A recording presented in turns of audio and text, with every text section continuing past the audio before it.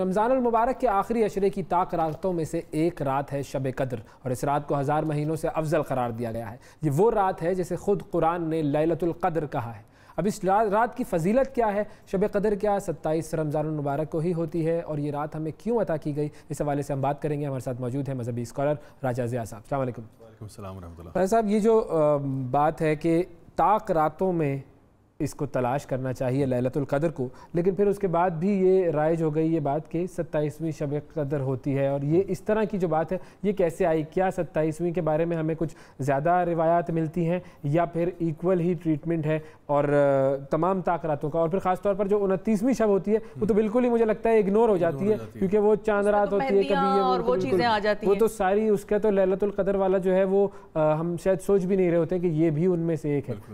اصل میں بات یہ کہ نبی کریم صلی اللہ علیہ وسلم کو اللہ تعالیٰ نے بتا دیا تھا کہ لیلۃ القدر کس رات کو ہے، تو آپ صلی اللہ علیہ وسلم جو تھے وہ ابھی صحابہ کو بتانے جا ہی رہے تھے کہ راستے میں انہوں نے 2 لوگوں کو جھگڑتے ہوئے دیکھ لیا، اور آپ نے پھر یہ بات ارشاد فرمائی کہ مجھے بتایا تو گیا تھا لیکن تم لوگوں کے جھگڑے کی وجہ سے میں وہ بھول گیا ہوں، اور اب مجھے وہ نہیں یاد کہ وہ کب ہوا، اور اس میں پتہ چلا کہ مسلمانوں کی جو ڈس یونٹی ہے اس کی وجہ سے کچھ چیزیں ایسی ہیں وہ اٹھ جاتی ہیں، یعنی اتنی اہم چیزیں نکل جاتی ہیں، تو اس میں بھی اللہ تعالیٰ کی حکمت ہی ہے۔ بہرحال وہ بھی میں اس پہ ذرا غور بتاؤں گا کہ کیوں اس میں کیا حکمت ہو سکتی ہے۔ اس میں حکمت تو ضرور آپ بتائیے گا، لیکن کیا اس کے اندر یہ نقطہ بھی کہیں سے پوشیدہ ہے کہ اگر نبی کو اللہ تعالیٰ کی طرف سے ایک بات ایک مرتبہ بتائی گئی اور کسی وجہ سے وہ ان کے ذہن سے نکل گئی تو ان کی حیا کا یہ عالم ہے کہ انہوں نے دوبارہ وہ بات جاننے کی کوشش نہیں کی؟ سبحان اللہ، بالکل صحیح کہہ رہے ہیں آپ، اور انہوں نے اس بات پہ بس راضی ہو گئے کہ اللہ کی مرضی سے ہی ہوا نا، کیونکہ جو کچھ ہوتا ہے وہ اللہ تعالیٰ کی اذن سے ہی ہوتا ہے، تو انہوں نے اس پہ بس وہ جو ہے نا راضی ہو گئے۔ اور پھر انہوں نے کیا کیا کہ انہوں نے جب بتایا کہ یہ مجھے معلوم ہے کہ وہ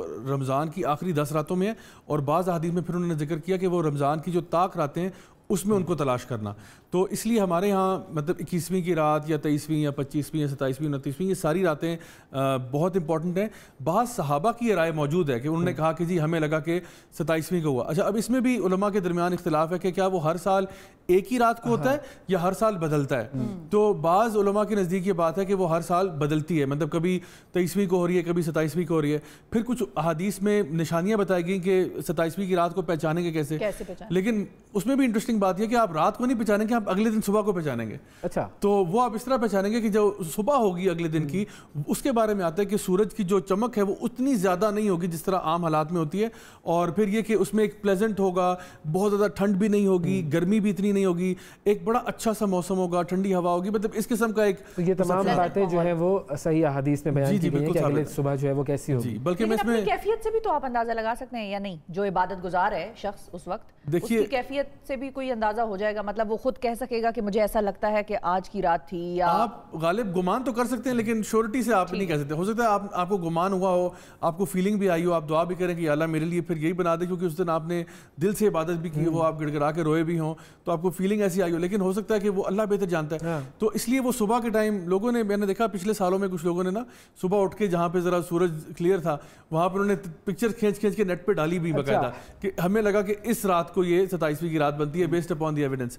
تو اس کے بارے میں کچھ اسکالرس کا بڑا انٹرسٹنگ اوپینین ہے، وہ یہ کہ چونکہ یہ رات بڑی اہم ہے، اور اہم ہونے کی وجہ یہ ہے کہ اس میں قرآن مجید نازل ہوا، تو اللہ تعالیٰ فرماتے ہیں تنزل الملائکۃ والروح فیہا باذن ربہم من کل امر، کہ اس میں جبریل امین اور باقی فرشتے نازل ہوتے ہیں۔ تو سبحان اللہ، وہی جبریل امین جو نبی کریم صلی اللہ علیہ وسلم کے پاس وہی لایا کرتے تھے وہ ہماری دنیا میں نازل ہوتے ہیں، اور وہ آتے ہیں تو کتنے بڑے اعزاز کی بات ہے۔ تو اور اتنے زیادہ فرشتے نازل ہوتے ہیں کہ بعض علماء نے لکھا کہ جو سورج کے مدھم ہونے کی وجہ ہے وہ یہ کہ جب فجر کا وقت ہوتا ہے اور یہ فرشتے واپس اللہ کی طرف جا رہے ہوتے ہیں تو یہ جو ہے نا مطلب سورج کے اور ہمارے بیچ میں ایک فلٹر کریٹ کر دیتے ہیں، جس کی وجہ سے جو لائٹ ہے وہ ڈم ہو جاتی ہے۔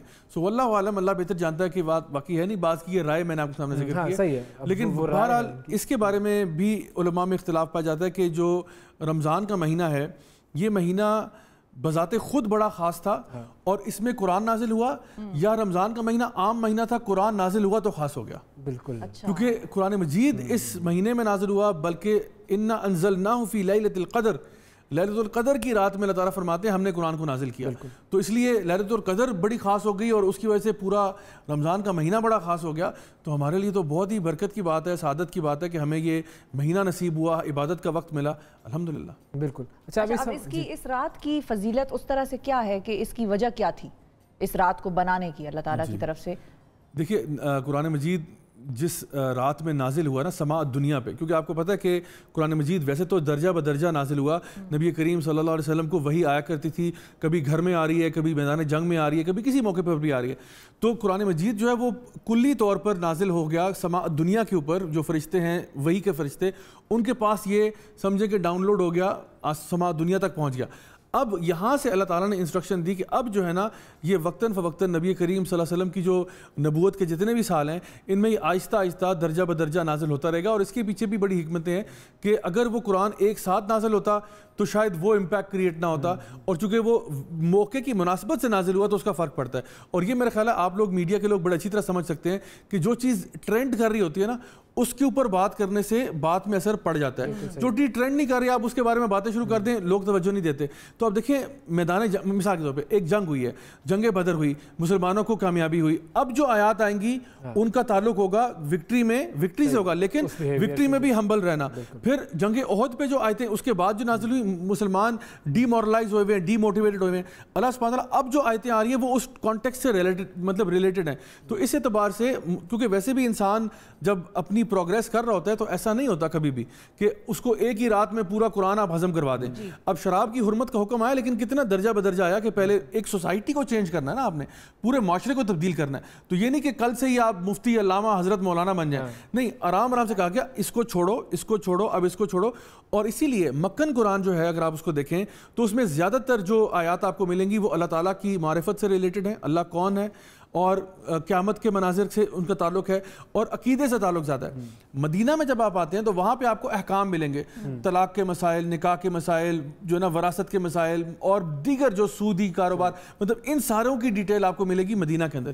سو یہ اس کی حکمتوں میں سے ایک چیز ہے. جو بات ہو رہی تھی کہ اس رات کو کیوں دیا گیا لوگوں کو، تو کیا ہم اس واقعے کی طرف اشارہ کر سکتے ہیں کہ جس میں صحابہ کرام نے رسول اکرم صلی اللہ علیہ وسلم سے پوچھا کہ ہمارے سے پہلے جو لوگ تھے ان کی تو بڑی بہت زیادہ عمریں ہوتی تھی اور وہ عمریں اتنی تھی کہ وہ تو عبادتیں بھی زیادہ کرتے تھے، ہماری عمریں تو بہت کم ہیں، تو پھر انہوں نے اس رات کے حوالے سے بات کی تھی. جی بے شک، یہ بالکل ہمارے لیے دیکھیں بہت بڑے آنر کی بات ہے کہ اللہ تعالیٰ نے اگر پچھلی قوموں کو لمبی عمریں دی تھیں تو ہمیں ایک ایسی رات دی. اور اس کے بارے میں بعض علماء نے بھی بہت کچھ لکھا کہ دیکھو تمہارے لیے کتنا بڑا اللہ کا ایک رحمت اور کرم ہے کہ تمہیں ایک ایسی رات دی جا رہی ہے جو 1000 مہینے سے بہتر ہے. 1000 مہینے سے برابر نہیں ہے، بہتر ہے. یعنی 1000 مہینے کا مطلب ہے 83 ایئرز پلس. تو 83 ایئرز سے بہتر کتنی ہے؟ 100 ایئرز، 200، 4 ملین، ہمیں تو نہیں پتا، جیسا گمان کریں ویسا جیسا کریں گے ایگزیکٹلی. تو آپ اگر اس ایک رات کو پا لیتے ہیں تو الحمدللہ آپ کی پوری زندگی بھر کی عبادت سے زیادہ ہے. یعنی مثال کے طور پہ اگر آپ لیلۃ القدر کی رات میں 10 روپیہ دے دیتے ہیں کسی کو، ٹھیک ہے، تو وہ 10 ملٹیپلائڈ بائی پوری زندگی آپ کر لینا تو وہ اتنا آپ نے اجر اکٹھا کر لیے. تو اب وہ جو حکمت میں کہہ رہا تھا نا کہ اب رات چھپی ہوئی ہمیں پتہ نہیں، تو دیکھیے جو بندہ تو واقعی سنسیئر ہے وہ اس رات کو ڈھونڈ لے گا، کیونکہ اس کو پتہ ہے کہ 10 کی 10 راتوں میں کوشش کرتا ہوں. کیونکہ ہمارے ہاں یہ بھی تو اختلاف ہے نا کہ پوپل صاحب کو فالو کر رہے ہیں یا سعودیہ کو فالو کر رہے ہیں یا پہلے آ رہی ہے، ایگزیکٹلی. تو اتنا جو اختلاف امت میں ہوا ہے، تو اب کوئی کہہ رہا ہے جی ہماری تو پرسوں تھی، ہماری آج تھی، ہماری کل تھی، تو اس میں آپ کیا کریں. تو میرا مشورہ لوگوں کو یہ ہوتا ہے کہ آپ 10 کی 10 راتوں میں عبادت کریں تو گارنٹیڈ ہے کہ آپ کو لیلۃ القدر کی رات مل گئی ہے. اور اگر آپ چھوٹی چھوٹی عبادات بھی اس رات میں ضرور کریں نا تو انشاءاللہ دیکھیں جس رات میں بھی اگر آپ کو لیلۃ القدر مل گئی تو آپ ماشاءاللہ آپ کے تو وارے نہیں آ رہے ہوگے، کیونکہ آپ کی تو لاٹری نکل آئی نا، کیونکہ آپ کو تو وہ 83 ایئرز سے بھی زیادہ کی عبادت کا ثواب مل گیا.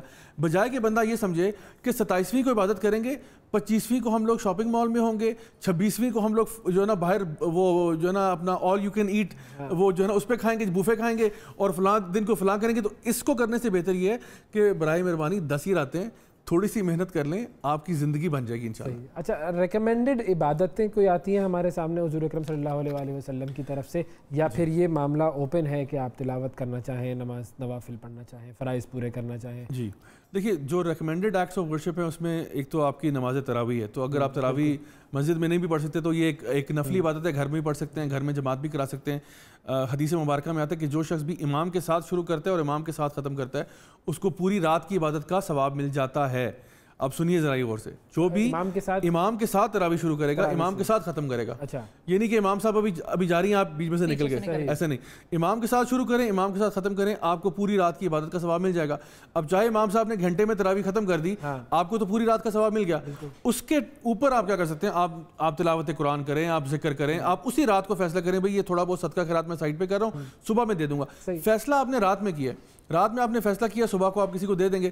اور اسی طرح سے ایک دعا ہے جو کہ نبی کریم صلی اللہ علیہ وسلم نے سکھائی کہ سیدہ عائشہ کو کہ جب اگر تم یہ رات پالو تو یہ دعا کرنا کہ اللہم انکا عفو تحب العفو فاعف عنی، کہ اے اللہ تو معاف کرنے والا ہے، تجھے معاف کرنا پسند ہے، مجھے معاف کر دے. تو زیادہ سے زیادہ یہ دعا مانگنی چاہیے انشاءاللہ اس رات میں. صحیح. اچھا یہ جو دعا ہے اس کے علاوہ ایک اور دعا ہے جو ہم تراویح کے درمیان بھی پڑھتے ہیں جس میں آخر میں آتا ہے اللہم کہ اجرنی فی النار. تو وہ دعا جو ہے وہ اس کی سند اتنی صحیح نہیں ہے، تو بہتر یہ ہے کہ آپ جو مسنون ہے 100% اسی کے ساتھ جو ہے نا وہ کریں. اور باقی تو ویسے تو دعائیں آپ بے شمار مانگیں. میں تو بلکہ جو ہے نا یہ ریکویسٹ کرتا ہوں لوگوں کو کہ آپ لوگ بے شک ایک پیپر لے کے نا اس پہ لکھ لیا کریں کہ میں نے مطلب اپنے لیے دعائیں مانگنی ہیں، اپنے فیملی کے لیے مانگنی ہے، اپنے فیوچر کے لیے، کریئر کے لیے، آخرت کے لیے، امت کے لیے، قوم کے لیے، یہ چیزیں پاکستان کے لیے دعا کرنی. بے شک بے شک بالکل. ہمارے بڑے دیکھیں نا یہ بھی پاکستان کے جو پاکستان کو اللہ تعالیٰ نے بہت سی چیزوں سے نوازا، ان میں سے ایک چیز یہ بھی ہے کہ 27ویں رمضان کو جو ہے نا وجود میں آیا. تو اب ملک اور قوم کے لیے دعا کریں، تھوڑے سے رسپانسبل بنیں، بجائے کہ ہر وقت قوم سے لینے کے بجائے نا کچھ دینے والے بھی بنے نا. اور کچھ نہیں تو دعا پہ کون سا ٹیکس لگ رہا ہے آپ کا؟ دعا تو دے سکتے ہیں نا، یا اس پہ بھی ٹیکس ہے، تو اس پہ تو ٹیکس نہیں ہے، تو دیں انشاءاللہ دعائیں دیں. بالکل ٹھیک. بہت شکریہ راجہ صاحب، وقت دیا آپ نے. اور واقعی بڑی اہم بات ہے کہ یہ جو شب قدر ہے اس کی فضیلت ہمارے سامنے ہے، اس کا اجر ہمارے سامنے ہے، اس کا ثواب ہمارے سامنے ہے. بس ضرورت صرف اس چیز کی ہے کہ ہم اپنے آپ کو اس رات کی عبادت میں بس مگن کر لیں اور دعاؤں میں مگن کر لیں، اور یہ یقین رکھیں کہ وہ عبادتوں کو قبول کرنے والا اور دعاؤں کو قبول کرنے والا.